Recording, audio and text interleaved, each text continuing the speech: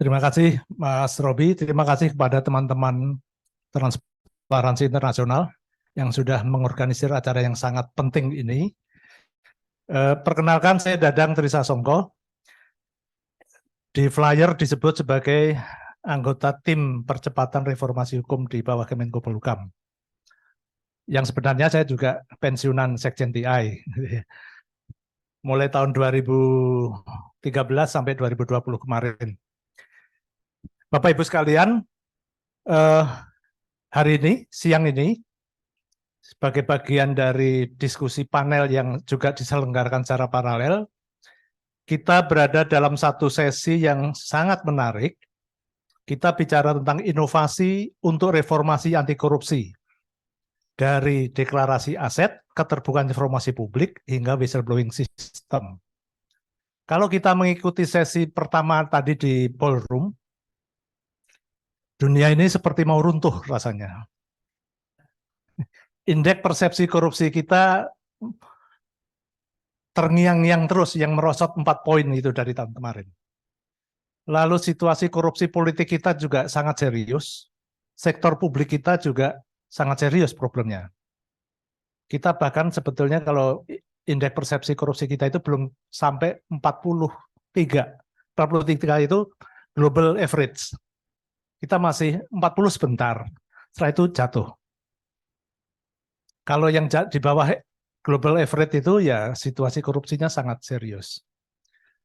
Kita lupakan sejenak cerita narasi besar yang menakutkan itu, gitu ya.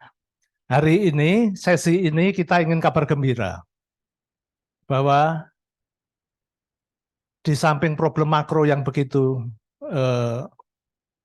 menakutkan, sebetulnya ada banyak orang, banyak organisasi, banyak korporasi yang sudah melangkah, punya komitmen, mulai berbenah, gitu ya. Kita harus mengimbangi juga dengan cerita narasi yang positif juga, supaya pemberantasan korupsi itu ada harapan. Kalau kita terlalu banyak horornya, nanti nggak jadi-jadi jalan kita. Takut nanti gitu ya. Nah, kita punya sejumlah narasumber ini, hebat-hebat hari ini. Semoga beliau-beliau bisa menginspirasi kita, memberi semangat kita untuk terus melakukan pembenahan. Pekerjaan mereka di tingkat mikro. Jadi kalau metodenya induktif itu, problem makro akan dikepung oleh keberhasilan di mikro-mikro ini. Di perusahaan, di sektor publik yang lebih kecil-kecil begitu. Tesisnya kira-kira begitu. Saya undang ke depan, kita ada dan sudah bersedia hadir Ibu Maharani Putri. Silahkan maju ke depan. Beliau ini Deputi Direktur di Direktorat Aparatur Negara di Kementerian Bappenas. Selamat datang, terima kasih. Beliau ini juga Bappenas itu sudah menjadi semacam apa ya, koordinator atau focal point yang terkait dengan apa yang disebut dengan Open Government Indonesia. Open Government itu inisiatif global sebetulnya, OGP, Open Government for Partnership. Itu inisiatif global untuk open government. Yang di dalamnya bukan hanya government, tapi juga ada private sector, ada masyarakat sipil juga. Kita akan mendengar dari beliau nanti hal-hal yang sangat menarik, progres juga terkait dengan apa yang sudah terjadi, terkait dengan pemenuhan hak publik atas informasi. Berikutnya saya undang ke depan Pak Edi Rintis. Silahkan Pak Edi. Pak Edi ini senior partner dari PricewaterhouseCoopers Indonesia. Silakan. Salah satu pemilik lah ini ya. Pengalaman beliau sudah sangat banyak, karena ini urusan audit dan lain-lain, tapi kita tidak ingin cerita tentang PricewaterhouseCoopers yang lebih luas. Kita nanti akan mendengar pengalaman bagaimana Cooper ini mengelola whistleblowing sistemnya. Tantangannya kayak apa, keberhasilannya kayak apa. Berikutnya saya undang kawan saya, Pak Agus, silakan. Pak Agus Murdianto. Beliau dari PT Pertamina. Silakan, Mbak.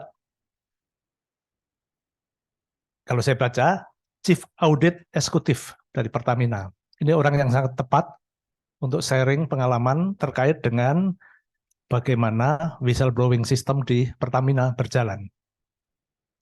Karena WBS-nya Pertamina itu dikelola bukan oleh Pertamina di frontline-nya. Kita ingin dengar juga, ini inisiatif yang menarik, mungkin bisa direplikasi di tempat lain. Terima kasih Pak Gus sudah hadir. Kemudian saya undang Bapak Kris Hananto. Beliau adalah Division Head Compliance PT BRI. Ini uangnya rakyat. Ini bank paling besar kalau menurut saya Pak ya. Bank paling besar, BUMN yang paling besar. Jadi sudah sangat tepat juga beliau hadir di sini sebagai Division Head Compliance dan juga pernah menjadi Vice President untuk Legal Division di BRI. Nah, yang terakhir, teman saya, mantan penyidik KPK ini, orang muda, harapan bangsa, gitu lah ya. Mas Lakso Anindito. Silakan. Beliau sekarang technical lead untuk integritas. Integritas itu satu proyek kerjasama antara ada Basel Institute, ada kemitraan, ada ICW, ada Transparansi Internasional. Dan beliau juga menyelesaikan kuliahnya di Lund University di Swedia. Ini lulusnya pas pandemi kemarin kayaknya. Iya. Oke. Terima kasih semuanya sudah hadir dan waktu kita tidak banyak, Pak. Saya mungkin ngomong juga sudah kebanyakan tadi. 6 menit. Jadi selain terampil untuk menguasai konten juga terampil menguasai waktu, Pak. 6 menit. Silakan untuk Bu Maharani dulu ya, Bu ya. Jadi pertanyaan untuk Ibu itu terkait dengan mungkin yang belum tahu apa itu OGI gitu ya, Open Government Indonesia. Hubungannya dengan korupsi apa gitu. Juga tentang gimana sih perjalanannya. Dulu saya pernah sering ikut rapat di Bappenas terkait OGI ini dan sejauh mana evaluasi atau capaian-capaian hingga hari ini, kira-kira begitu. Silakan Ibu. Terima kasih banyak Pak Dadang. Selamat siang Bapak Ibu semua. Kami dari Open Government Indonesia ingin menjelaskan lebih lanjut gitu ya, sebenarnya apa itu Open Government Indonesia. Jadi OGI itu adalah gerakan keterbukaan pemerintah, tapi tidak hanya pemerintah. Di sini kami memastikan bahwa keterlibatan seluruh stakeholder, khususnya masyarakat sipil, itu bisa langsung memberi input kepada semua proses pembangunan, mulai dari tahapan perencanaan, pelaksanaan, hingga tahapan monitoring dan evaluasi. Nah, yang ditekankan di sini yang paling penting adalah bagaimana sih proses kolaborasi dan ko-kreasi ini dioptimalkan. Karena kita tahu pemerintah itu tangannya terbatas gitu ya. Walaupun kita punya anggaran, kita punya power untuk decision making dan policy making, tapi kita tahu bahwa instrumen sumber daya pemerintah itu terbatas. Sehingga kita juga memerlukan dukungan dan support dari semua teman-teman, terutama masyarakat sipil, untuk membantu proses-proses pembangunan. Nah, terkait dengan anti korupsi sendiri gitu ya, ada 6 isu strategis yang saat ini kami gagas dalam Open Government Indonesia, dan salah satunya adalah isu terkait dengan anti korupsi dan anggaran. Nah, di dalam isu ini yang kita kedepankan adalah pertama, pentingnya akuntabilitas sosial. Gitu, akuntabilitas sosial itu apa artinya? Masyarakat kita harap mampu menjadi pengawas yang bijak. Pengawas yang bijak atas semua proses pembangunan yang ada, khususnya yang menggunakan anggaran ataupun budget yang kita terima dari rakyat atau pajak gitu ya. Nah, yang kedua, keterbukaan informasi. Keterbukaan informasi itu menjadi enabler penting dalam anti korupsi karena apa? Dengan adanya keterbukaan informasi, artinya akses data dan lain-lain itu bisa lebih terbuka. Bisa diakses masyarakat, masyarakat bisa ikut mengawasi, otomatis potensi-potensi korupsi itu bisa kita minimalisir. Lalu yang ketiga, yang paling penting juga adalah bagaimana semua itu dibangun dalam satu elemen tata kelola kelembagaan yang baik. Nah, tata kelola kelembagaan yang baik itu artinya apa? Kalau kita lihat yang namanya lembaga tinggi negara, pasti kita tuntut adalah independensinya, gitu ya. Lalu selain itu juga bagaimana kita merumuskan kebijakan itu menganut azas tata kelola kelembagaan dan tata kelola regulasi yang tepat. Itu juga penting. Nah, di dalam OJI sendiri, hal-hal tersebut kami upayakan untuk dikerjasamakan bersama dengan teman-teman masyarakat sipil. Jadi di situ kita selalu rutin diskusi gitu ya, kayak Pak Dadang dulu juga selalu aktif berdiskusi dalam Open Government Indonesia, dan kita menciptakan suatu komitmen yang bersama nih antara pemerintah dan juga masyarakat sipil. Yang membedakan rencana aksi ini dengan rencana aksi yang lain, kita tahu ada SDGs, ada Ranham dan lain-lain gitu ya. Di sini proses kokreasi itu benar-benar dilakukan dua arah. Jadi apapun yang menjadi target kesepakatan di dalam komitmen itu didiskusikan, dibahas, dan dibentuk bersama antara pemerintah dan masyarakat sipil. Gitu. Dan itu yang kita pastikan bisa berjalan selama ini. Dan kita juga terima kasih dapat support dengan sangat baik oleh teman-teman masyarakat sipil, sehingga kita juga sudah memperoleh prestasi berbagai macam, Pak, baik di nasional maupun di global. Di beberapa OGP Summit gitu ya global, Indonesia juga memenangkan beberapa penghargaan, misalnya keterbukaan data pemilu kita menang di tahun 2015, lalu kemarin juga di Summit di Estonia 2023, baru 1 bulan lalu kita menang terkait dengan keterbukaan dan akses bantuan hukum bagi masyarakat rentan. Jadi banyak hal yang sudah kita capai prestasinya, dan kami harap ke depan ini juga menjadi suatu komitmen yang tetap dijalankan oleh para capres dan cawapres yang terpilih nanti. Terima kasih. Makasih Bu Marini. Saya boleh tanya satu lagi. Ini berarti krusial ya, artinya untuk anti korupsi itu salah satunya transparansi. Supaya publik bisa berpartisipasi, mengawasi, mereka harus punya akses terhadap informasi publik gitu ya. Ini tantangannya apa sih? Kalau berinteraksi dengan lembaga publik terutama untuk mendorong mereka lebih terbuka, karena kalau melihat CPI itu sebetulnya itu rapornya lembaga publik, sektor publik gitu ya. Dan ada satu kasus ini misalnya permohonan sengketa informasi publik yang sudah diputus oleh Mahkamah Agung, sudah menang, masyarakat berhak untuk mendapatkan dokumen HGU, hak guna usaha. Tapi nggak bisa dipenuhi oleh pemerintah sampai sekarang, walaupun Mahkamah Agung sudah memutuskan. Sebenarnya tantangannya apa sebetulnya? Betul Pak, banyak sekali hal-hal yang sampai saat ini juga kami coba terobos gitu ya Pak ya gitu. Karena memang akses to information ini kalau dibilang mudah, harusnya mudah karena sekarang udah transformasi digital gitu ya, akses bisa didapat di mana saja. Tapi ternyata memang ada batasan-batasan pemerintah yang berlindung di balik kebijakan gitu ya. Karena ada kebijakan kerahasiaan data segala macam, dan kami selalu berusaha mengadvokasi nih kepada pemerintah gitu ya, bahwa data-data yang dirahasiakan itulah data-data yang misalnya tadi ya pertahanan keamanan dan lain-lain gitu ya. Sementara untuk data-data yang harus dibuka, kami juga selalu bekerja sama dengan teman-teman Komisi Informasi Pusat gitu ya, untuk menjelaskan kepada kementerian lembaga, ini loh data bisa dibuka dan memang harus bisa diakses oleh masyarakat. Okay. Nah, tantangannya adalah pertama kelembagaan. Karena kita tahu sendiri, ternyata struktur Komisi Informasi Daerah itu tidak inline sebagai instansi vertikal Komisi Informasi Pusat. Nah, di situ artinya data-data sengketa informasi baik di daerah itu enggak terkompilasi dengan baik gitu ya. Berapa sih jumlah sengketa informasi di daerah A, B, C, itu kita nggak punya data di pusat gitu. Karena ternyata ada tata kelola kelembagaan yang tidak efektif. Nah, lalu yang kedua adalah masalah tantangannya adalah SDM dari ASN itu sendiri. Karena kadang ada ketakutan dari ASN untuk membuka data gitu ya, tanpa ada persetujuan pimpinan. Artinya apa? Pimpinan tidak mengerti mana klasifikasi data rahasia dan data yang wajib dibuka. Nah, itu yang penting. Tapi inovasi juga kita lakukan gitu ya. Sebenarnya PPID di Kementerian Lembaga itu sudah dibentuk. Dan PPID itu memiliki SOP sebenarnya. Berapa hari permohonan data itu harus direspon ke masyarakat.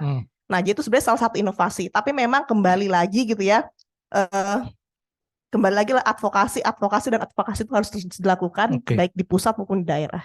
Artinya event Bappenas atau OJI sendiri sebetulnya tantangannya di lembaga sesama lembaga pemerintah sendiri gitu ya. Ini PR-nya besar menurut saya. Demand side dari masyarakat untuk meminta informasi sudah tinggi, tetapi negara belum siap gitu ya menurut saya. Belum siapnya itu ada aspek struktural kelembagaan, ada mindset juga gitu ya. Kalau orang tak mau terbuka ada dua kemungkinan. Tidak tahu bahwa itu terbuka atau tidak mau gitu ya, kira-kira begitulah. Jadi urusannya agak rumit memang. Oke, tidak bisa lama-lama kita Ibu. Saya terima kasih atas paparannya dan juga atas responnya. Kasih tepuk tangan dulu dong untuk Ibu Maharani. Makasih Ibu. Saya langsung ke Pak Edi. Pak Edi, PricewaterhouseCoopers ini satu perusahaan yang sangat besar, standar profesionalnya juga sangat tinggi, dan tentu interaksinya dengan stakeholder dan klien sekitar itu juga penuh resiko saya kira ya. Nah, bagaimana whistleblowing di dalam PricewaterhouseCoopers ini dibangun dan dijalankan kira-kira untuk memastikan semua sesuai standar. Silakan Pak. Terima kasih Pak Dadang. Ya, selamat siang Bapak Ibu semua. Ya, jadi mungkin saya mulai dari purpose organisasi kita gitu Pak Dadang, karena ini sangat berkaitan dengan semua yang kita lakukan. Ya, jadi kalau di PwC itu purpose kita itu kan build trust in society, ya, and solving important problems. Ya, the key di sini adalah kata-kata build trust gitu. Ya, nah ini diterjemahkan lagi ke dalam values yang menjadi pedoman dari setiap PwC professionals, ya Pak. Nomor satu salah satunya itu adalah act with integrity. Ya, artinya kita selalu melakukan hal yang benar, memastikan kita tidak melanggar aturan, ya kan, dan melakukan apa yang kita katakan atau kita tuju, ya, meskipun nggak ada orang yang lihat gitu, karena it is about integrity gitu ya Pak Dadang ya. Nah, inilah yang jadi ada 5 values di kita ya, of course cares, terus mengenai apa collaboration segala di situ, itu values yang ada di dalam PwC Pak Dadang. Nah, kenapa ini dalam hal connectionnya dengan whistleblower gitu Pak ya, whistleblowing system. Di dalam kita itu kita mengenal istilahnya adalah sebenarnya bukan whistleblowing sebenarnya Pak Dadang, kita istilahnya itu adalah etik hotline ya.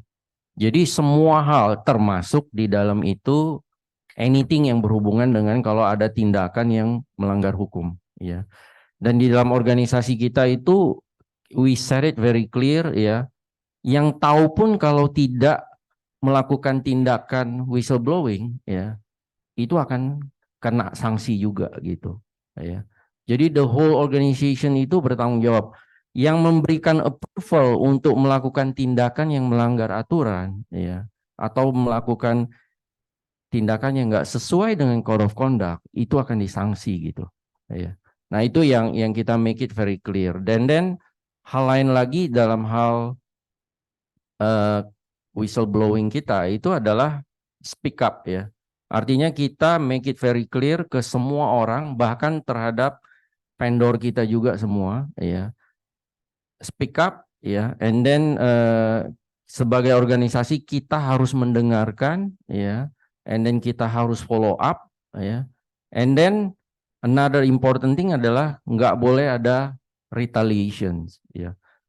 No matter how apa yang dilaporkan itu akan kita follow up ya, akan kita investigasi ya, and then misalkan yang atasan yang dilaporkan itu very clear, nggak boleh ada retaliations, nggak boleh ada apa tindakan balas dendam, misalkan karena dia udah melaporkan ini nanti kita geser dia kemana, itu nggak boleh sama sekali Pak. Nah, bagaimana itu berjalan ya, itu memang perlu on at the top ya Pak, dari paling atas all the way down ya, and then juga kita memang juga secara laporan juga dari PwC network-nya itu juga memonitor kita ya, apakah ada hal-hal yang nggak sesuai dengan code of conduct yang kita miliki itu gitu. Mungkin itu aja Pak Dadang yang saya bisa share so far ya. Oke, terima kasih Pak Edi. Boleh satu lagi gini. Ya. Problem whistleblowing itu biasanya ada 3 itu. Orang tidak tahu, orang tidak mau gitu ya, dan orang nggak percaya. Kira-kira ini terjawab semua nggak kalau di PricewaterhouseCoopers? Mungkin saya rasa I think orang percaya gitu Pak. Cuman memang Saya lupa sebutkan satu lagi. Jadi untuk membantu orang kita ini supaya dia dia yakin nggak sih ini harus dilaporkan? Ya. Ya kan ini kan pertanyaannya itu kan. Nah, kita ada yang namanya konsep yang disebut dengan radar gitu, Pak. Iya kan. Jadi kita radar itu sebenarnya singkatan aja ya, itu satu mengenai recognize dulu ya kan. Kenali dulu situasi ini apakah yang kita hadapi ini atau yang kita akan lakukan atau kita diminta atasan kita lakukan ini sebenarnya benar apa enggak sih? Iya kan. Apakah ini melanggar apa kita bisa tidur nyenyak gak kalau kita disuruh lakukan beginian gitu, iya kan? Nah itu jadi recognize, and then kita melakukan assessment, ya, and then setelah itu kita melakukan diskusi dan decide, ya, and then ada juga agree dengan way forwardnya seperti apa, and then report gitu Pak. Ini nggak harus ikut seperti itu sequence-nya, ya, tapi artinya kita semua orang itu harus coba ngelihat ini sesuatu yang harus saya laporkan apa enggak gitu. Nah, itu yang dari sisi kita sebenarnya mengencourage semua ya. Kalau ragu konsultasikan, iya kan. Jangan karena ragu ya udah kita diemin aja gitu. Ya, karena itu satu. Kedua, dari sisi follow up-nya, Pak, ya. Jadi setiap orang yang melaporkan ya kita akan kasih tahu follow up dari laporan dia. Nah, kalau dia anonymous, ya kan, biasanya kita susah kalau faktanya nggak lengkap, ya kan. Nah, kita berusaha cari tahu gitu, Pak. Ya. Jadi ada anonymous, ada juga dia bisa langsung, dan struktur organisasi kita di dalam masalah etik atau code of conduct ini, saya sebagai senior partner itu bertanggung jawab untuk itu, ya. Dan semua business unit leader itu adalah masuk dalam komite etiknya kita. And then ada ethic and business conduct leader yang kita appoint, di bawahnya ada tim yang membantu juga gitu Pak Dadang. Nah, dari follow up ini kita harap ya kan semua orang merasa apa yang saya laporkan itu ditindaklanjuti gitu. Karena the last thing orang kalau melaporkan sesuatu diignore kan ya udah dia nggak percaya lagi sama sistem itu gitu Pak Dadang. Ya. Oke, makasih Pak Edi. Kita kasih aplaus untuk Pak Edi. Terima kasih. Kita lanjut Pak Agus. Pak Agus dari Pertamina. Dan kalau saya sih sering dengar-dengar begitu ya. Dan Pertamina salah satu benchmark untuk whistleblowing system gitu. Kita ingin dengar sebenarnya bagaimana ini bisa berjalan dan mengapa harus ditaruh di satu organisasi yang di luar Pertamina. Silakan Pak. Terima kasih Pak Dadang. Jadi kami di Pertamina hari-hari ini memiliki warisan image yang kurang baik terkait dengan anti korupsi, Pak. Jadi ini masa lalu, nah masa hari ini dan masa depan itu insya Allah itu kita perangi sama-sama. Ya. Oke, di dalam kita melakukan implementasi whistleblower system itu kalau kita kembali ke histori kita mulai di tahun 2006 Pak formally. Ya, itu 2006 itu masih dalam posisi kita lakukan sendiri. Kemudian di 2008 baru diputuskan untuk kita menggunakan pihak ketiga yang independen. Kenapa mesti pakai pihak ketiga? Nah, jadi gini, di dalam kalau kita bicara good corporate governance, salah satu konsep yang harus kita pegang untuk menjalankan whistleblower management system ada 3 hal. Satu, impartiality dalam arti jadi artinya tidak memihak. Kedua, protection terhadap pelapor, ya, dan ketiga ada trust. Jadi kita harus bisa di-trust untuk bahwa semua laporan itu ada protection, ada impartiality, ada trust. Nah, pihak ketiga itu kita anggap bisa menyediakan itu. Nah, jadi konsepnya gimana?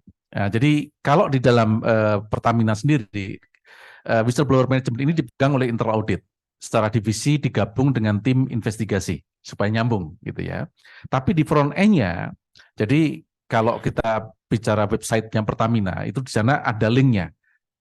Kalau mau ngadu bisa lewat WA ada nomornya, bisa lewat email, bisa telepon juga, even lewat telepon 135 itu bisa dikonekkan Ya, dan itu yang nanti yang terima itu adalah partner kita yang independen ini. Ya. Nah, di sana gimana? Pelapor Pak Dadang itu bisa memilih 3 opsi untuk protection. Jadi kalau dia berani dan dia yakin dia benar dan dia ingin membongkar semuanya, dia bisa pilih full disclosure. Dalam arti identitasnya diketahui oleh pihak ketiga, oleh pihak independen, dan boleh juga diketahui oleh pihak internal audit Pertamina. Oke, itu full disclosure. Atau dia bisa milih partial disclosure, hanya diketahui oleh pihak independen. Kami nggak dikasih isunya, tapi nggak dikasih orangnya siapa. Kita harus cari sendiri. Atau dia boleh pilih full anonim, Pak. Kalau full anonim, ya kita berdua nggak ada yang tahu. Nah, sekarang gimana supaya ini bisa berjalan? Ya, tugas pertama dari pihak independen ini adalah melakukan screening terhadap pelaporan, Pak. Jadi screeningnya itu dalam arti kita punya konsep, ada kalau orang ngadu kan mesti jelas nih apa yang diadukan, siapa yang diadukan, atau apa namanya divisi apa yang terlibat, ya, di mana kejadiannya. Dan kalau memang bisa, bagaimana kejadiannya? Syukur-syukur ada evidence-nya. Nah, itu tugas dari tim independen ini. Ya, nah, kemudian supaya kalau seandainya pelapor pengen memfollow up sudah sampai mana, dia nanti dikasih nomor, Pak. Nomor ini pun diacak by system. Jadi nomor yang dikasih ke kita, dikasih ke Pertamina, dengan nomor yang diberikan ke pelapor itu beda. Linknya ada di pihak independen. Jadi kalau kita sudah ada hasil dari apa namanya dari follow up itu, kita sampaikan ke independen untuk disampaikan langsung ke pihak pelapor. Kurang lebih konsepnya seperti itu kerjanya. Nah, kalau dari sisi kita, dari sisi investigasi sendiri, jenis dari pelaporannya itu variasinya luar biasa. Dari yang betul-betul sifatnya fraud, ya, sampai yang irregularities, sampai tadi kita bilang sampai pelecehan seksual pun masuk di situ. Dan itu standar yang kita pegang adalah 100% pelaporan ditindaklanjuti. Kita punya key performance indicator itu. Jadi kalau sampai ada yang tidak ditindaklanjuti, saya kena semprit, Pak. Ya, jadi nggak boleh. Jadi 100% ditindaklanjuti. Nah, kemudian ini juga kayak pisau bermata dua sebetulnya. Jadi kalau yang tadi dari 3 konsep tadi, kalau trust sudah terbangun, itu kan kita pengennya whistleblower pelaporannya itu kan turun ya, ternyata enggak. Begitu trust muncul, ini akan naik. Dan ini yang terjadi, baik statistically, kalau saya lihat 3 tahun terakhir ini bukan turun, Pak, naik, Pak. Tetapi kasusnya makin lama makin tidak terlalu berat. Nah, ini yang saya pegang. Jadi artinya, ya ini berarti, alhamdulillah, berarti jalan. Jadi begitu, Pak Dadang. Oke, makasih Pak Agus. Menarik ceritanya. Jadi ada 3 opsi untuk disclosure ya tadi ya, yang full, yang sebagian gitu ya, atau apa tadi, yang anonim. Jadi yang penting lagunya bukan penyanyinya, kira-kira begitu ya. Ada satu pertanyaan begini Pak, dari yang terkait dengan kasus korupsi, kalau statistik atau fraud lah, taruhlah secara umum gitu, itu yang angkanya menurun itu atau yang lain-lain juga? Kasus-kasus yang besar-besar, Pak. Besar-besar ya. Jadi gini, kalau saya coba petakan ya populasi orang di satu perusahaan itu biasanya kan mungkin 80-90% itu orang baik. Oke. Tetapi biasanya mereka cenderung diam kalau lihat sesuatu. Mungkin cuma 5% yang berani speak up. Nah, begitu dan 5% yang apa namanya yang memang anggaplah maling gitu, Pak ya.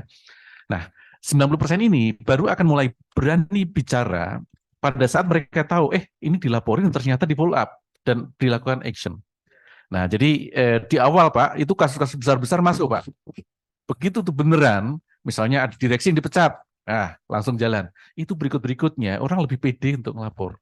Itu Pak. Jadi kasusnya makin lama makin turun karena habis kan kasus besarnya. Ya. Baik, terima kasih responnya. Aplaus untuk Pak Agus. Berikutnya kita undang Pak Kris untuk menyampaikan paparan singkatnya terkait dengan BBS yang di BRI. Dengan melihat cerita tadi sebetulnya ada beda yang signifikan nggak sih Itu ya. Silakan Pak. Baik, terima kasih Pak Dadang, Bapak Ibu semua, selamat siang, terima kasih.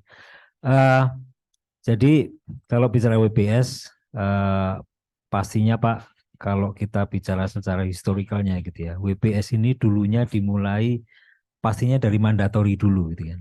Dulu kan ada undang-undang KPK di awal mandatori dulu, ya mungkin kesadaran orang itu mungkin ada zaman dulu, tapi namanya mungkin dan mekanisme sistemnya belum se-advance sekarang. Sehingga pertama itu mandatori, tapi saat ini kita sudah merasa bahwa WBS ini adalah suatu kebutuhan. Jadi journey-nya akan ke arah situ. Nah, sebelum ke implementasi mungkin saya perlu menyampaikan juga bahwa untuk setting WBS ini kan bagian dari, tadi Pak Edi juga sudah sampaikan, bagian dari corporate governance, bagian dari good governance gitu ya. Nah, yang juga sangat berpengaruh dalam efektivitas keberhasilan WBS ini adalah setting dari strategik, corporate strategiknya. BRI punya goal di 2025 to be the most valuable banking group in Southeast Asia.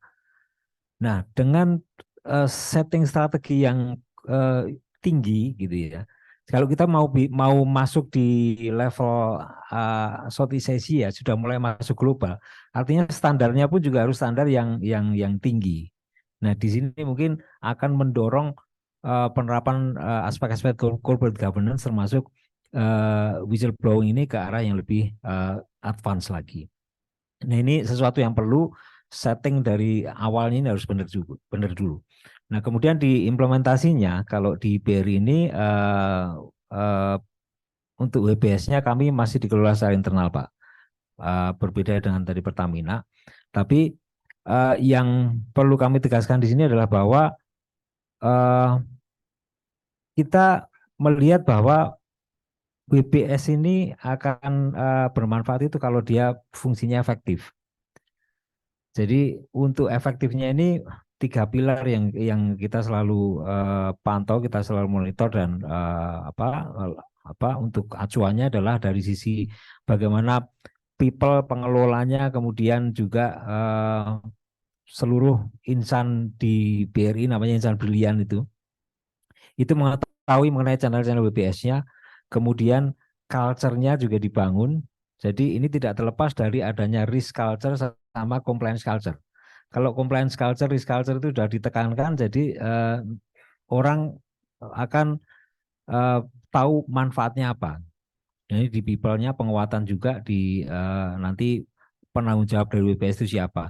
Di proses juga demikian, sedikit sama tadi dengan disampaikan melalui proses-proses yang masuk kemudian ditindaklanjuti, dan di BRI ini juga boleh dibilang seluruh pengaduan itu ditindaklanjuti dan memang benar Pak. Jadi proven bahwa apa yang disampaikan melalui WBS itu cenderung proven, jadi bukan semata-mata menjatuhkan orang lain atau seperti apa gitu, tapi itu proven. Kemudian juga tindak lanjutnya itu sampai kepada hukuman yang sesuai dengan hal-hal apa yang didakwakan atau dilakukan. Nah, kemudian dari people-nya juga harus benar, kemudian prosesnya juga harus dibenerin, dan juga di sistemnya. Di sistemnya kita juga udah bangun sistem WBS dan sekarang ini juga sudah diintegrasikan dan KPK, Pak. WBS terintegrasi dan KPK. Jadi kalau sudah terintegrasi artinya apapun yang terjadi di situ itu bisa sampai ke KPK langsung gitu. Nah, kemudian sistem itu selalu kita monitor, kita validasi efektivitasnya. Kembali tadi yang paling penting adalah WBS ini efektif apa tidak. Salah satu culture yang mungkin bisa mendorong membangun mengenai awareness-nya adalah kalau dari tone of the top pimpinan di BRI ini ada, kalau tadi tempat Pak Edi namanya radar ya, saya perhatikan itu. Di kami namanya bukan ada jargon khusus, tapi ini ada Pak Sunarso di kami itu selalu bilang jaga diri, jaga kawan, jaga BRI. Jadi dengan menjaga diri sendiri kita udah merestrik diri kita sendiri supaya tidak melakukan hal yang buruk. Kemudian jaga kawan itu artinya ya kita lihat kanan kiri, jangan ragu kalau kawannya salah, itu harus ditegur, dilaporkan gitu. Dan juga dengan kita melakukan itu maka akan menjaga entitas BRI ini menjadi lebih baik lagi. Itu mungkin sementara Pak Dadang. Makasih. Kalau dari statistik Pak, kalau cerita Pak Agus tadi ada penurunan kasus-kasus besar yang dilaporkan. Kalau ada nggak figur data tentang yang mirip begitu? Di statistiknya gini Pak, kalau boleh saya sampaikan, dari seluruh pengaduan melalui BS itu 50-60% ini adalah fraud. Oke. Jadi sisanya tadi mungkin ada pelanggaran etik, mungkin yang masalah domestik gitu Pak, itu Iya. juga bisa masuk ke situ. Tapi 60% adalah fraud. Dan ini proven tadi bahwa apa yang disampaikan melalui BS ini sebenarnya bukan semata-mata orang komplain gitu, tapi benar-benar proven, terbukti, dan itu diproses. Itu mungkin akannya seperti itu Pak yang saya sampaikan. Terima kasih. Oke, terima kasih. Aplaus untuk Pak Kris. Bapak Ibu sekalian, topik-topik atau subtopik yang disampaikan atau dipaparkan beliau-beliau ini sebetulnya juga inline. Ini saya mau tunjukin ini. Ini agenda prioritas tim percepatan reformasi hukum. Ini pokja anti korupsi, di mana saya ada di dalamnya. Ada 3 pokja yang lain. BBS menjadi salah satu poin rekomendasi untuk diperkuat kerangka regulasinya. Tadi kan memang harus mandatori dulu nih orang supaya memulai begitu ya. Juga tadi yang terkait dengan informasi publik itu juga menjadi bagian dari rekomendasi kita karena banyak pengaduan ketika kita diskusi dengan teman-teman NGO juga masih banyak masalah orang untuk mendeliver informasi yang sebetulnya jadi hak publik gitu ya. Demikian juga nanti yang akan disampaikan Mas Lakso ini yang terkait dengan LHKPN. Kita kayaknya masih mengejar kepatuhan melapor gitu ya. Dan ketika sudah dilaporkan, mungkin laporannya numpuk mau diapakan. Mungkin kalau ada kasus baru dilihat lagi, kira-kira begitu. Saya nggak tahu apakah begitu atau tidak. Tapi di negara-negara yang modern, ini data penting sebetulnya. Bukan hanya untuk penanganan kasus, tapi untuk pencegahan yang penting. Dan juga untuk awareness publik. Silakan Mas Lakso untuk menyampaikan poin-poin pentingnya. Oke, terima kasih banyak Pak Dadang. Ini kayak apa? Debat capres ya Pak ya. Soalnya batas teman. Jadi saya akan elaborasi 3 hal Pak Dadang. Yang pertama konsep, yang kedua implementasi, yang ketiga potensi untuk pengembangan LHKPN dalam waktu 6 menit. Yang pertama, sebetulnya ada hal yang menurut saya agak terlupa ya Pak ya dalam konteks melihat LHKPN ini. Kita harus ingat lagi bahwa LHKPN itu pertama kali muncul dan masih memang menjadi landasan hukumnya itu pada tahun 1999. Bahkan konsep itu mendahului konsep tindak pidana korupsi itu sendiri. Jadi LHKPN itu Undang-Undang 223 ya tahun 99, Undang-Undang korupsi 31 tahun 99. Dan di sini itu ada 3 konsep yang sebetulnya ingin diakomodir dari LHKPN. Yang pertama korupsi, kolusi, dan yang ketiga adalah nepotisme. Jadi sebetulnya LHKPN ini adalah tools utama yang dahulu dibayangkan orang ya pasca reformasi. Di sini ada Pak Todung Lelubis yang ikut dulu ya aktif ya, mungkin lebih bisa nanti memberikan perspektif juga yang sebagai tools untuk bisa melihat 3 hal ini. Karena sebetulnya kalau kita lihat Pak Dadang, kita bicara mengenai kolusi, kita bicara mengenai korupsi, itu pasti kaitannya dengan harta kekayaan. Jadi itu konsep yang harus kita lihat. Yang kedua, ini yang penting dalam konteks implementasi. Betul kata Pak Dadang, LHKPN itu tercatat ya data terakhir di KPK itu tingkatnya kepatuhannya pelaporannya tinggi sekali. Bahkan mungkin lebih tinggi dibandingin gratifikasi dan jauh di atas konflik kepentingan. Jadi kalau kita ada 3 isu kan, konflik kepentingan, gratifikasi, dan LHKPN. Gratifikasi itu konflik kepentingan itu sebetulnya harus dilaporkan juga dan deklarasikan, tapi kan tidak terimplementasi.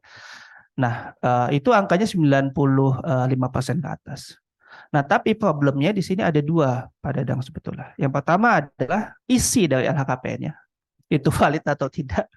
Yang kedua adalah data ini akan diapakan, sebagaimana tadi Pak Dadang bilang. Pada soal isi, sebetulnya saya ingin juga menyandingkan ya pada konsep LHKPN awal. Jadi LHKPN itu sebetulnya esensinya itu buat pejabat publik harus valid. Tapi buat kita, maksudnya buat bukan kita ya, buat KPK itu sebetulnya adalah baseline saja. Buat publik, buat KPK itu adalah baseline. Itu yang harus hati-hati untuk dilihat. Kenapa? Karena kita tahu kecenderungan orang kalau ngelapor harta kekayaan pasti bohong. Agak susah untuk bisa mendorong orang untuk secara jujur melaporkan harta kekayaan. Jadi sebetulnya LHKPN itu yang paling penting adalah menjadi baseline. Buat pejabat publik itu wajib jujur dan valid. Tapi buat regulator itu sebagai baseline. Dan bagi publik itu baseline. Kenapa Pak Dadang? Karena nanti ketika dia akan mencalonkan sebagai pejabat publik atau menduduki jabatan strategis BUMN, kan ada surat edaran ya Pak ya, beberapa jabatan di BUMN itu harus LHKPN juga. Itu publik akan melihat, kok dia ngelaporkan hartanya cuma 300 juta, tapi dia punya rumah di Menteng, dia punya mobil Lamborghini, dan punya harta lainnya. Jadi sebetulnya baseline ini yang menjadi penting. Ketika dia berinisiatif untuk melaporkan, dia berani bilang bahwa ke publik, saya punya harta segini, buktikan sebaliknya.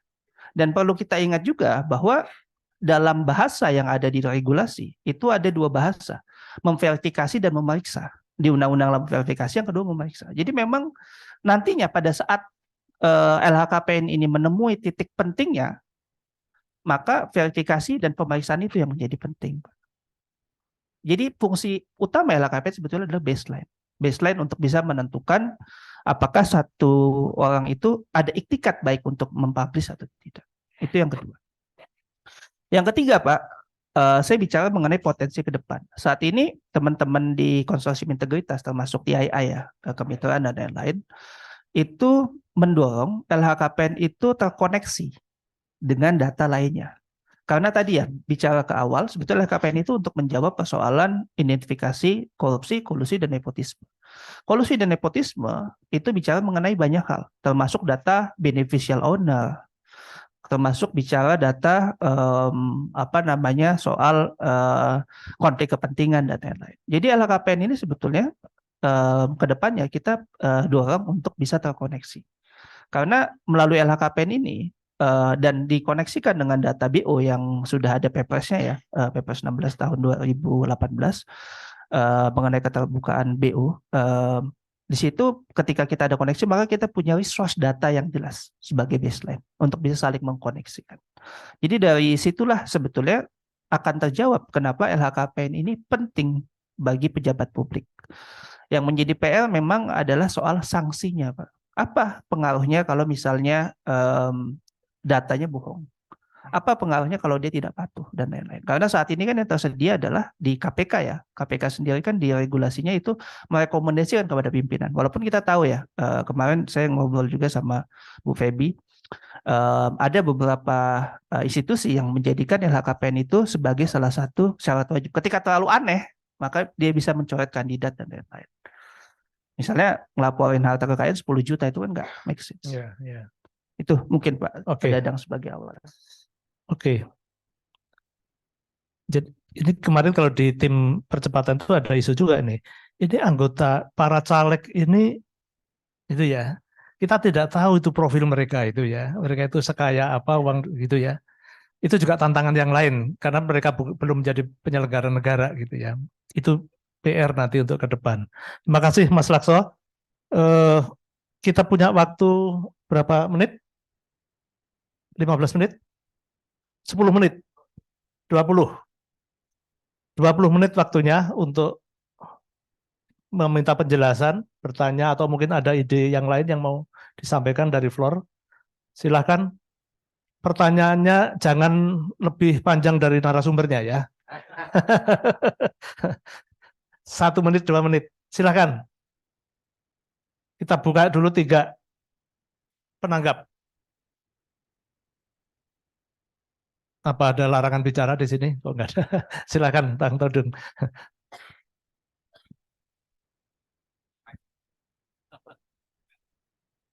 Saya mau nanya sedikit saja mengenai whistleblowing.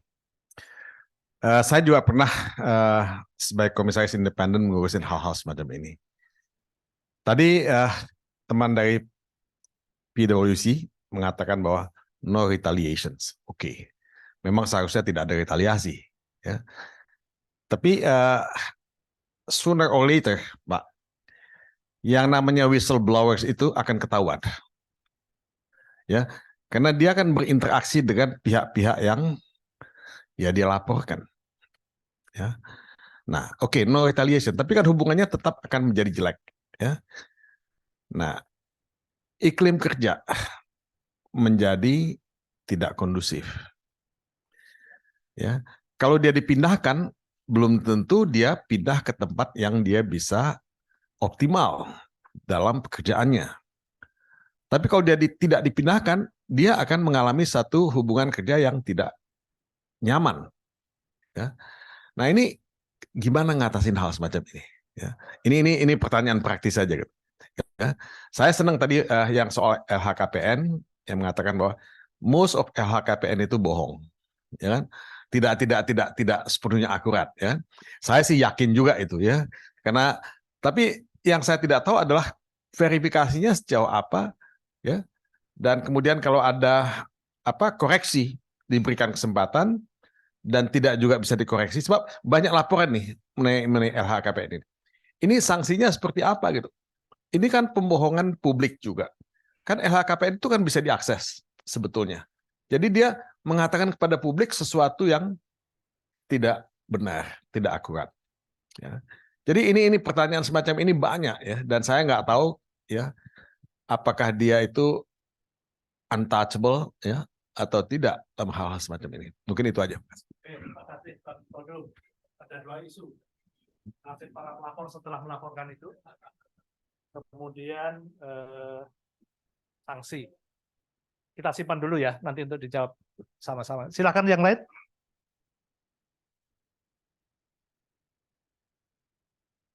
Bentar, kaum perempuan bersuara lah. Oh, oke. Oh, Ibu, silakan. Yang depan.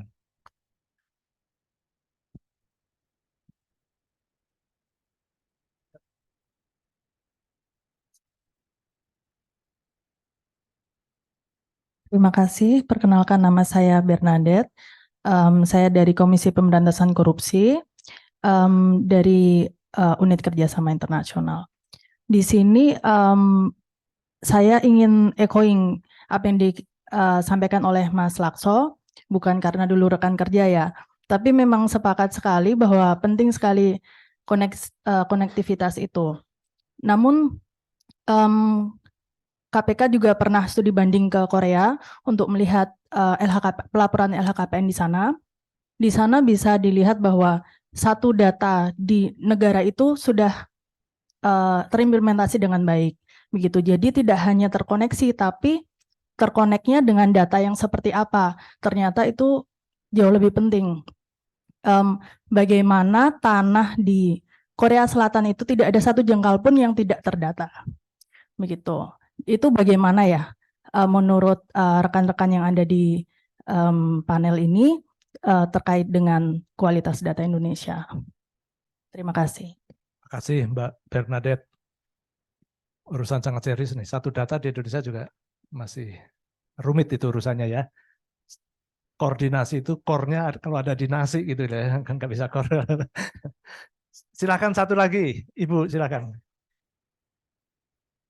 Terima kasih Ariza Agustina dari Pimpinan Pusat Muslimat NU. Ini terkait CSO mungkin, di mana sebagian itu adalah voluntary sistemnya, itu bagaimana untuk bicara akuntabilitas, karena Apalagi ada yang bicara tangan kanan memberi, tangan kiri artinya nggak usah bicara gitu. Kan misal dari hamba Allah dan lain sebagainya itu. Terima kasih. Oke, terima kasih.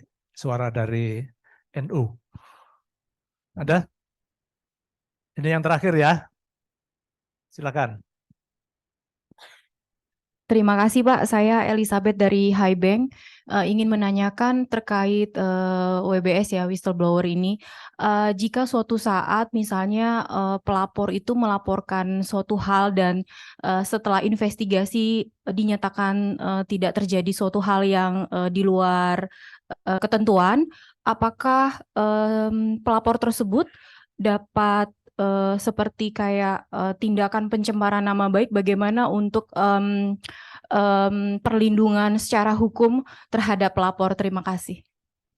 Oke, terima kasih. Kita udah dapat 4 penanggap. Yang pertama kalau menurut saya yang perlu juga Ibu Maharani merespon soal data tadi. Satu data. Kalau LHKPN terkait dengan pajak, terkait dengan di BPN gitu, mungkin sebagian urusan korupsi sebagian besar sudah selesai gitu ya mencegahnya. Gimana ini tantangan untuk mensinkronkan ini kan koordinasi data itu kan juga apakah di lembaga yang mau dimintain data ini sudah siap juga misalnya gitu ya. Silakan Bu, situasinya seperti apa sebenarnya dan perlu dorongan seperti apa ke depan?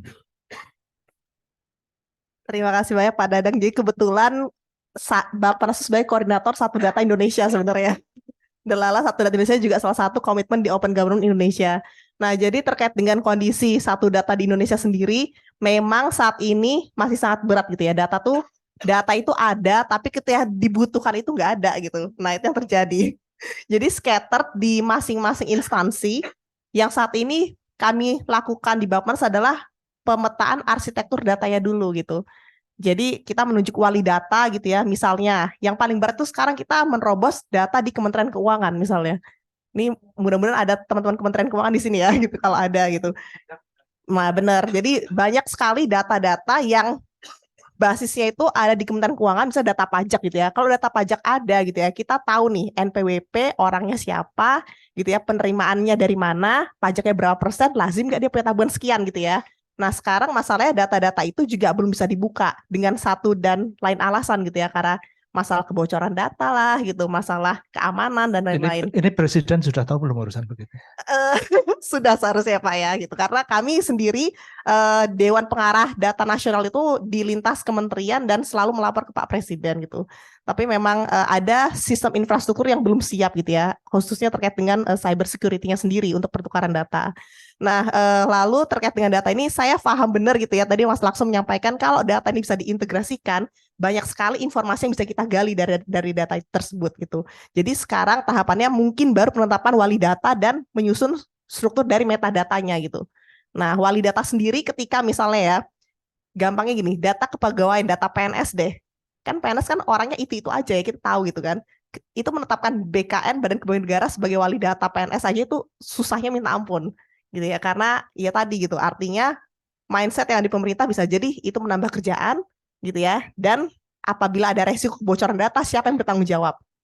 Nah sementara infrastruktur data security di Indonesia tuh belum terdevelop dengan baik gitu ya. Jadi UU PDP, turunan dari UU PDP aja juga masih belum jalan gitu. Jadi banyak kekhawatiran itu yang terjadi di pemerintah sebenarnya. Kalau menurut rencana aksi nasionalnya urusan begini kapan akan selesai? Nah, untuk rencana aksi nasionalnya seharusnya berdasarkan perpres yang ada terkait dengan Satu Data Indonesia di 2024 itu harus sudah selesai. 2024 ya udah selesai ini. Cuman kami juga di Bappenas melakukan evaluasi ya Pak ya terkait dengan kondisinya gitu ya.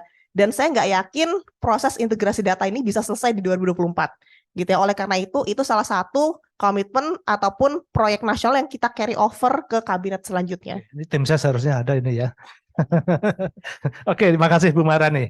Silahkan berurutan saja merespon apa yang sudah disampaikan. Oke, thank you Pak Dadang. Mungkin saya respon yang Pak Todung tanya tadi juga mengenai retaliation itu ya. Jadi kalau memang masalahnya nggak gampang sih, seperti yang dikatakan Pak Todung tadi kan, kalau suasana kerjanya juga jadi nggak enak gitu. Memang kita menyediakan lagi jalur ya. Jadi kalau dia setelah melaporkan dan dia merasa diperlakukan tidak benar ya, dia harus melapor lagi ya, dan akan kita tindak lanjuti lagi. Nanti kita akan panggil, kita akan cek lagi ya kan. Jadi memang nggak I know it's not easy memang Bang Todung ya. Nah, yang mengenai bahwa tadi pertanyaannya kan yang kalau dia melaporkan terus ternyata itu faktanya nggak begitu gitu. Apakah ada konsekuensi? Kalau kita sih nggak ada Pak di kita. Ya, jadi tetap semua akan kita investigasi ya. Dan kalau memang itu faktanya nggak seperti yang dia laporkan, ya kan, tentu saja kita akan kasih tahu ke yang bersangkutan, faktanya itu nggak seperti itu, gitu. Saya rasa dari saya itu Pak Dadang. Silakan Pak Agus. Silakan Pak Agus. Situasi tersulit itu adalah pada saat identitas pelapor itu ketahuan, Pak. Betul. Jadi ini kami pun di Pertamina, ini kita selalu dalam posisi dilema. Persis seperti Bapak sampaikan tadi. Kalau kita pindahkan, malah jadi terkonfirm bahwa dia yang melapor. Kalau tidak, di situ dia nggak kondusif lagi. Tapi ini bagian yang PR besar, dan saya tidak bisa bilang bahwa ada satu solusi yang bisa fits untuk semuanya, nggak bisa. Jadi mesti case by case basis. Jadi kayak kemarin ada yang terakhir nih sebagai contoh, itu kita protect dengan cara kita pertahankan dia di situ, tapi tim yang dilaporkan dan memang benar kita ganti semua Pak. Tapi orang tidak tahu bahwa dia yang protect, dia yang lapor, karena dia memilih untuk partial disclosure saja. Tapi kita akhirnya tahu karena setelah kita telusur ya, ujungnya dia ngaku ke tim karena dia trust ke kita. Ya, tapi itu yang kita lakukan. Jadi kembali Pak, sangat tidak mudah ya. Nah kemudian soal tadi, kalau nggak terbukti mau diapain? Nah, unfortunately sampai hari ini kita nggak punya standar kerja untuk itu. Kalau nggak terbukti ya sudah kita close. Ya kita sampaikan kembali ke yang lapor kalau dia meninggalkan permintaan untuk di update, kita sampaikan kembali ke sana. Jadi ini agak konyol juga karena contoh gini, saya pun dilaporkan Pak. Saya ngerjain gitu ya. Dan ngelapornya lucu karena saya CAE gitu ya. Jadi ngelapornya adalah pembiaran karena saya tidak melakukan audit atas satu transaksi tertentu. Dan ini untuk membuktikan itu jalan. Karena kalau secara sistem dari pihak independen itu, kalau saya yang dilaporkan langsung ke komisaris Pak. Nah, dari komisaris langsung melakukan proses investigasi. Ya, jadi ini menarik. Jadi buat saya ini bagus karena artinya ini jalan. Walaupun saya juga kesal juga nih. Karena faktanya adalah saya melakukan 2 audit malah ke transaksi itu. Cuman kan saya nggak mungkin melapor ke orang itu gitu kan. Ya, begitu Pak. Oke, makasih Pak Agus, menarik. Silakan Pak Kris. Menurut saya gini Pak, yang juga menjadi bagian penting dari pengelolaan WBS ini adalah tanggung jawab dari unit kerja pengelola WBS-nya. Jadi kita sudah tahu bahwa itu harusnya rahasia seperti apa. Nah, tim yang ada di situ ini memang harus kan ada ya, kalau di satuan kerja human capital itu biasanya itu benar-benar mulutnya itu agak terkunci rapat gitu Pak. Nah, kita harus milih orang-orang yang seperti itu. Jadi benar-benar informasi ini nggak keluar gitu kan. Nah, sehingga bagi yang melaporkan dia juga yakin bahwa nggak ada informasi keluar. Bagi yang dilaporkan itu juga dia tidak akan memperoleh informasi ini dari mana gitu ya. Jawabannya adalah ini WBS gitu aja cukup gitu kan. Sehingga nanti ini sekaligus menjawab pertanyaan yang Ibu di sana bahwa kalau apakah nanti ada unsur pencemaran nama baik dan sebagainya. Menurut saya kalau tidak terpenuhi syarat-syarat yuridisnya untuk pencemaran nama baik ya nggak bisa. Dan siapa juga yang mau di ini karena tidak disclose gitu ya. Nah itu mungkin sebagai tambahan. Kemudian saya dalam hal data tadi yang disampaikan, saya justru mendukung karena kita sebagai pelaku Pak dalam hal ini Pak. Karena kalau ngisi LHKPN kemudian besoknya lagi ngisi SPT, ini kok kenapa nggak sekalian gitu. Jadi saya dukung itu Pak. Mungkin gitu Pak Dadang, terima Itu kasih. ya, ini suara ya orang yang sebenarnya ini ya mendukung ya. Biar nggak bolak-balik kerja ya. Mas Lakso, selain pertanyaan terkait LHKPN, boleh nggak nitip satu jawaban untuk Ibu dari NU? NGO gimana ini? Itu ya. Termasuk Oke, NU Muhammadiyah, LSM itu. Siap, Pak Dadang. Jadi saya awali dengan jawaban atas LHKPN dulu ya, Pak Dadang, karena ini tema yang hot. Tadi Pak Todung menanyakan, pasca ini diapain nih LHKPN? Terus yang kedua, sanksinya apa? Sebetulnya kalau di KPK, data LHKPN itu digunakan, ada Mbak Rewi juga nanti bisa nambahkan, bukan hanya dalam konteks penindakan, tetapi dalam konteks pencegahan juga. Tapi kan pencegahan itu kewenangan terbatas ya. Bahkan frankly speaking, kalau kita ngisi LHKPN, itu kan ada tanda tangan untuk pembukaan data perbankan. Karena LHKPN itu kan sifatnya voluntary, walaupun permintaannya mandatory. Nah, jadi itu yang memang menjadi problem. Nah, soal sanksi, Pak Todung, sebetulnya saya melihat ada fenomena yang baik pasca penetapan Rafael Alun menjadi tersangka dengan penerapan pasal 12B besar. Jadi sebetulnya kebohongan dalam LHKPN itu dalam konteks sudut pandang pidana bisa menjadi petunjuk bahwa memang ada harta lain yang disembunyikan. Sehingga dalam hal ini data-data tersebut, data LHKPN itu bisa menjadi salah satu evidence petunjuk ya untuk pembuktian penerimaan harta-harta yang tidak bisa dijelaskan dalam konteks gratifikasi. Jadi menurut saya peluang itu yang bisa kita gunakan karena sebetulnya pendekatan 12B besar untuk pidana terkait dengan harta yang tidak bisa dijelaskan, karena kita belum mengatur ya soal illicit enrichment secara komprehensif. Itu sudah diusulkan dari dulu, cuman baru terimplementasi kemarin di kasus Rafael Alun. Jadi dari sisi pidana itu mungkin penerapan yang bisa dilakukan. Yang kedua, soal pertanyaan dari Mbak Bernadette ya. Jadi disclaimer, selain teman kerja, dulu teman kuliah juga di Jogja, lalu beda kampus.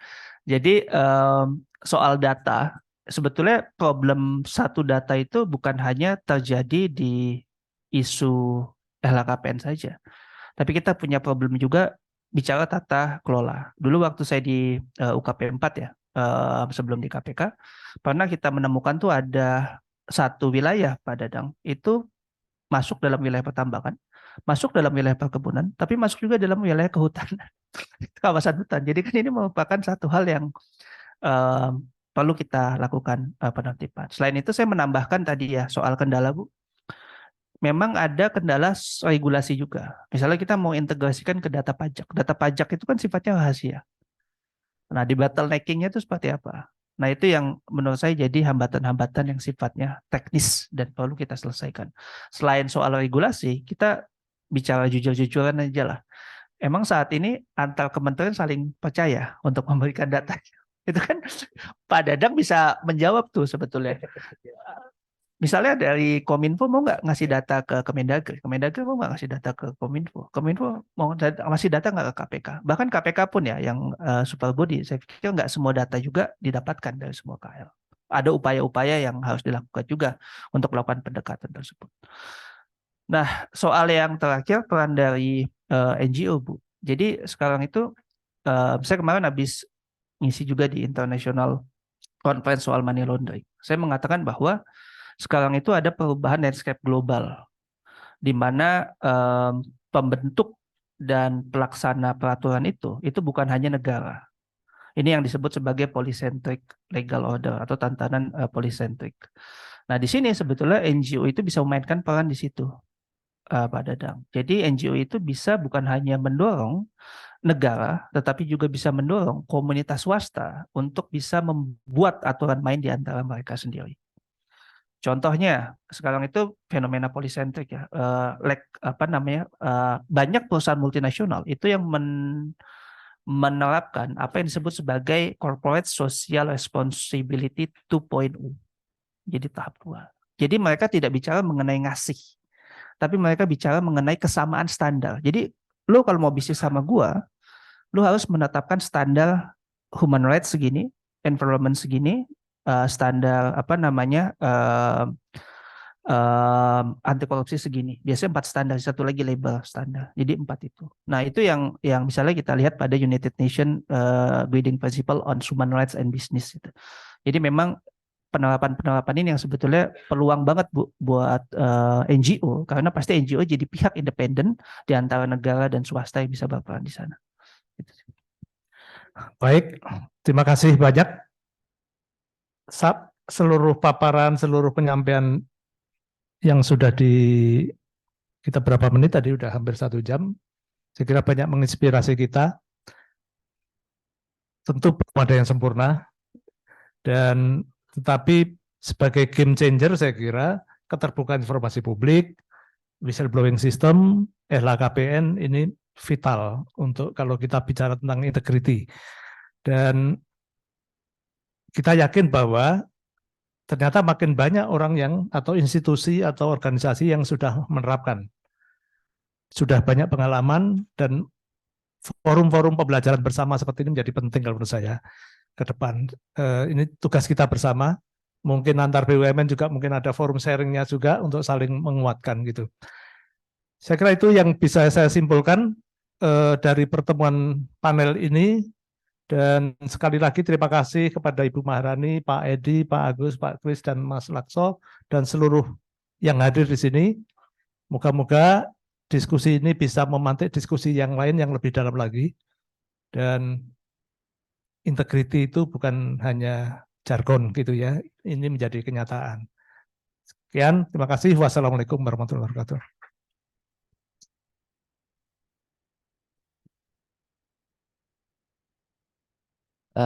Bapak dan Ibu, sebagai bentuk apresiasi atas pelaksanaan dialog kita pada siang hari ini, berkenan untuk memberikan tepuk tangan kepada seluruh panelis kita, dan untuk undang kepada untuk berkenan menyampaikan.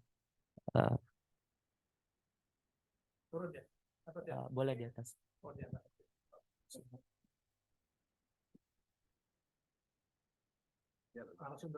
Narasumber dulu. Nggak ada nama. Sama semua.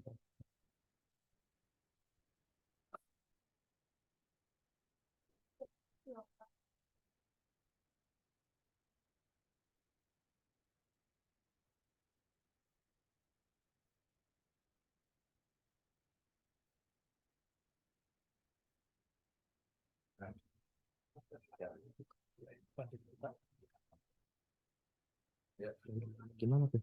Ya, makasih.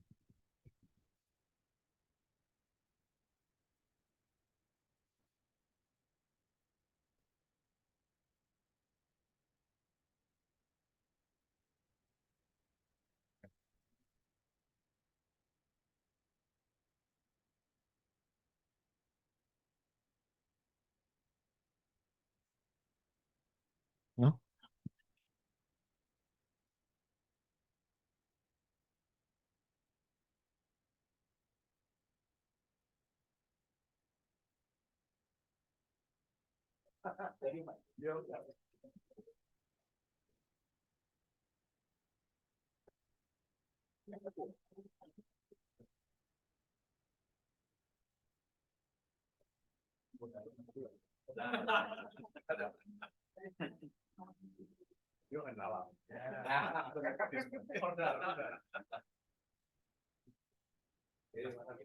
Baik, terima kasih. Berkenan untuk melakukan foto bersama dengan Prof. Todung. Mana di sini atau di tulisannya kelihatan? Ah, oke.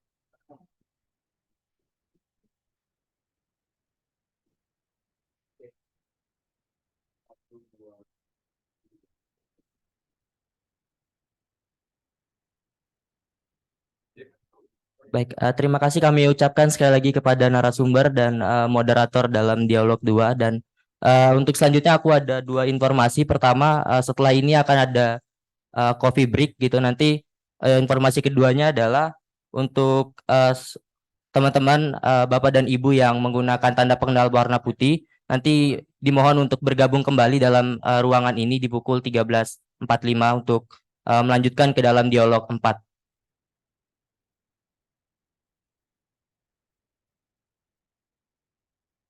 Dan aku pastikan juga untuk